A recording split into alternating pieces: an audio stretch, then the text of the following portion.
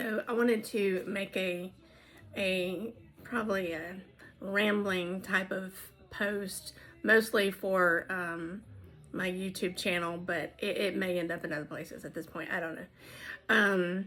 I was intrigued. I wanted to post something vulnerable, post something that a lot of people don't know about me. It be realistic and share where I came from and why I paint and how I started and learn the obstacles that got in the way. And now, things are a lot better. But,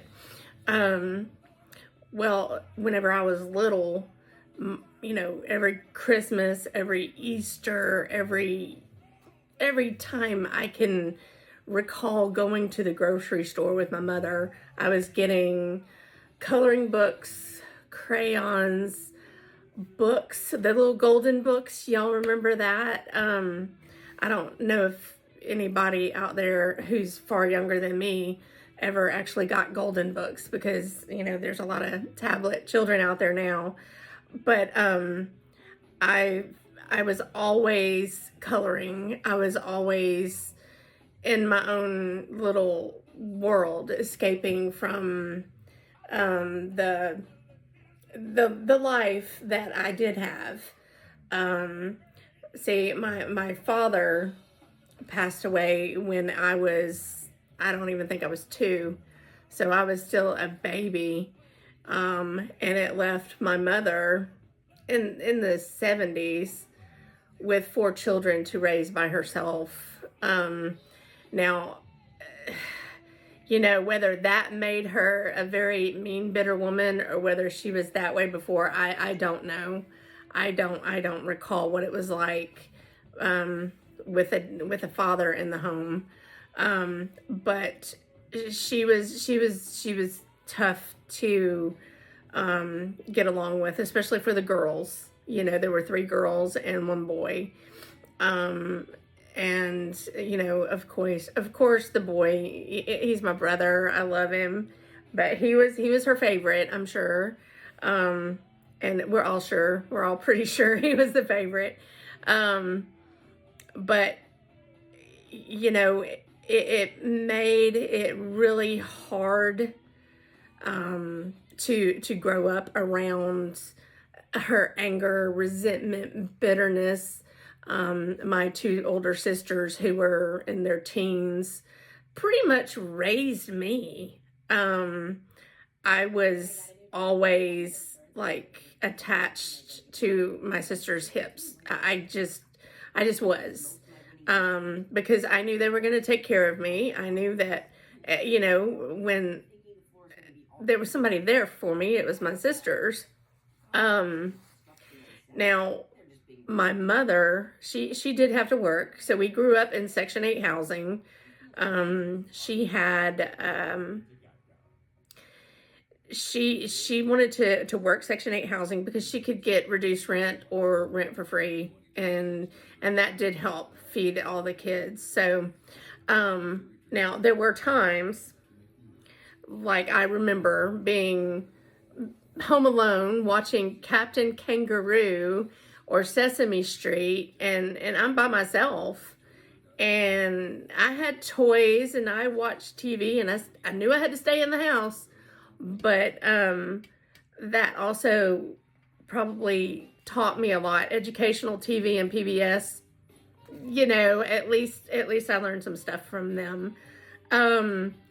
And when my siblings got off of the school bus, then they were there and things were normal, and they would prepare dinner and they would clean the house and take care of me. Now, do I feel like I have been shortchanged by that? Absolutely not. I feel like that made me pretty independent early on.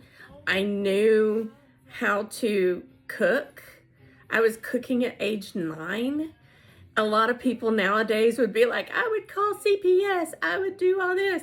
Well, this is a different time. This is also when most women were married. They couldn't get a loan or a house or a car without having a husband's permission, without something, someone saying it's okay for this woman to have this. It was just a different time. And I think my mom did what she could afford, which was, hey, I'm just at the office. You stay in this apartment, and we'll be okay. Well, I mean, honestly, I did okay. I did pretty good, and I knew my limitations, and I knew how to take care of myself. And honestly, most of my time was spent either watching the TV and PBS.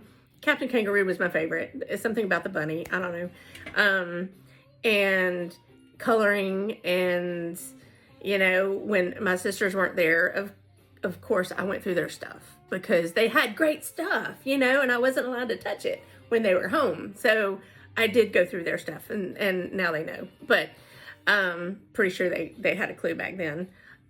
Especially when they found their camera and they noticed all the film had been used up, and they went to have it developed, and it was all pictures of my friends that I took when I was outside playing. But anyway, they figured that out.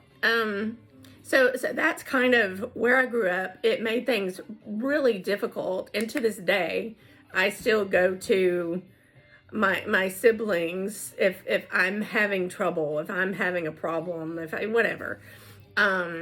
Now, what I think changed me a little bit more and impacted me a little bit more than per se them is they have had to have those memories of their father. And I don't have those memories. So they knew what it was like to have a dad in the home, to have a strong, authoritative figure in the home. I never had that. I always felt like, as long as I stay away from my mom, I don't make her mad, do what she says, things are good. And I spent a lot of time in my room, in my art, in my books, in my homework, doing whatever to avoid that real whole scenario.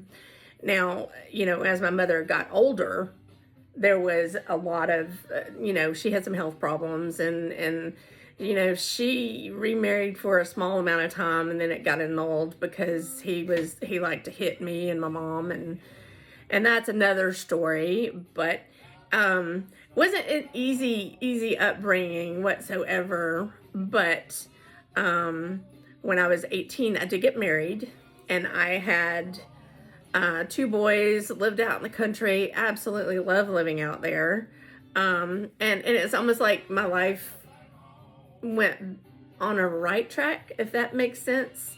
And that's neither here nor there, but I do remember going back in middle school.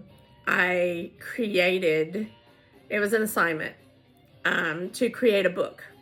And you could take a book from the library and recreate it, the storyline, the pictures, all of that, right?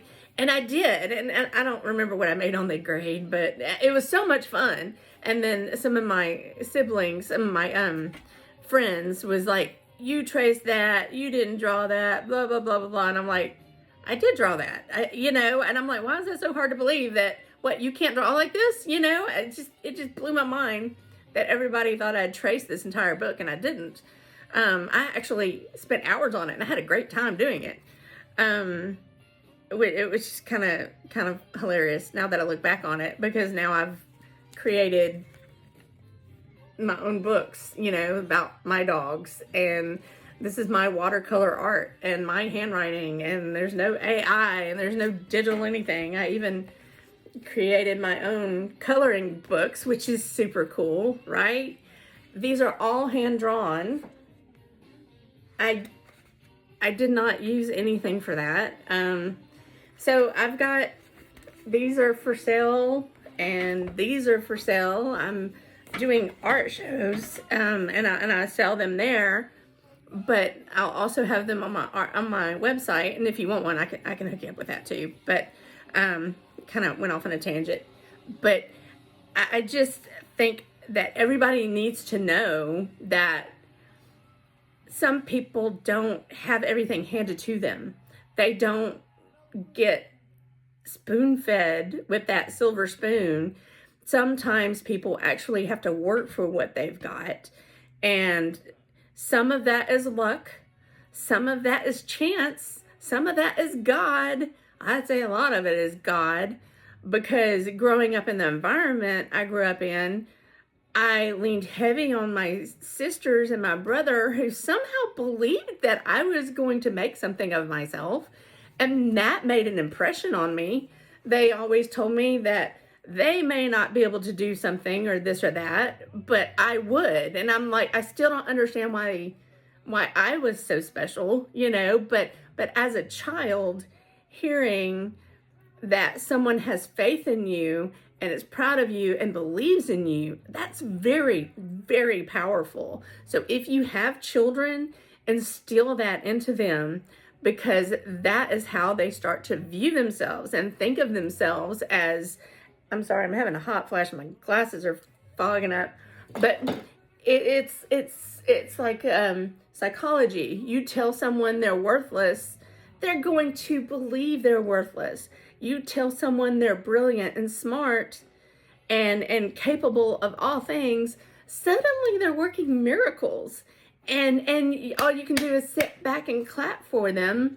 I knew you could do it, and cheer them on. It's like planting a seed in children. So if you do have children, make sure you are instilling the positivity in them that they need, because their future depends on it. Every negative word you plant in their head comes out in their future. And it's sad, because a lot of times I still have thoughts that are my mother's thoughts, okay? And my mother's words. You're not smart enough to do that. You're not smart enough to go to college. You're dumb. You're fat. You're an ugly bitch. All of these horrible, horrible things that a mother or a parent could instill in a child. It still comes back in my head, and I fight those demons almost every day, and it's almost come to a point where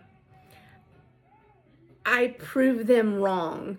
I do stuff to prove those thoughts wrong. So battling those demons that my mother planted in my head has made me full of grit, determination, and it makes me want to prove out of spite that I am not worthless. I am not an ugly bitch. I am not all of these things. Now, because of how I grew up, there was so much strife and the people around in the complex and whatnot. Some of them were great people, right? They just fell on hard times. But then there were others that liked to fight, and they always had this chip on their shoulder. And I learned a lot about how the psychology of being scared of them because they wanted to fight all the time. I learned a lot about that and how to flip that, because life's too short, people. Let's get over it and move on. But so no matter what your background is, things are always changing. There's always chance, luck, God, blessings. There's always a lot of really good things that can happen, but it all starts here. It all starts with, what are you going to allow to take place in your brain? Are you going to allow people to to talk about you in a certain way when you know you're not that way, when you know you're not worthless, when you know that you have it in you to do so much more? Are you going to prove them wrong? Or are you going to succumb to that and be beaten down? Now, there have been times in my life where I allowed the demons to take over those thoughts, and I would be beaten down by it. And there are still days where I think bad things about myself for no reason, and I still don't get that. But I just want to emphasize that my artwork, my life now, the pursuit of my art as an older person, where I couldn't do it when I was younger for obvious reasons, but all of that's different now. And as you get older, you get wiser, and it's true, you do get wiser. You get wiser to why people are putting you down. It's usually something with their insecurities. You learn a lot about how, somebody's got to put you down to make themselves feel better. And usually that's just all it is. Or jealousy or envy or whatever. So I've reached a point in my life where I'm like, holy crap, my life is more than halfway over probably. So I've only got a little bit of time to make a difference now. I want to put my mark on the world and do what I can. And I think we all need to think about that too, because God put us here for a reason, right? We're all here for something. And it's not to succumb to the demons of someone else's insecurities. And it's definitely not to succumb to, what everybody else and what is wrong with the world. You've got to get your mind on the right path. So like with my children, I firmly believe they are just brilliant, and I think they are going to change a lot of things in their world, because I've seen them prove themselves over and over and over again that they've got the grit, the determination, the intelligence, all of it. They've got the whole package. And Lord, if they ever start working together, they're going to be invincible. Because, they're like yin and yang. They work really well together. So I'm hoping one day I do get to see that happen. But so all of this to say, this is why I paint, and this is why I create the books. Now, whether you're an adult who likes to color or whether you're a child who likes to color, I guess it really, really doesn't matter. I don't know if y'all can see all that, but this is why I do it. And I think you could too. But you got to wrestle those demons. You've got to understand the root psychology for why maybe you didn't grow up the way you think you should have. And then try to adjust your view. And it's not a fast process, but you've got to understand why maybe your parents treated you that way, why your caretakers treated you that way. Maybe you were abandoned by your parents and you never knew them, and you were an orphan, and you grew up in the foster system. There's always a reason for what has set you up, what life has set you up for. You are going to use these bad things to either help others or set up your future. Sometimes it's both. So take what has happened to you and make something good out of it. But I just wanted to this is going on for a long time, but I just wanted to leave this out for you. And if you have any questions, just hit me up. Thanks. Bye.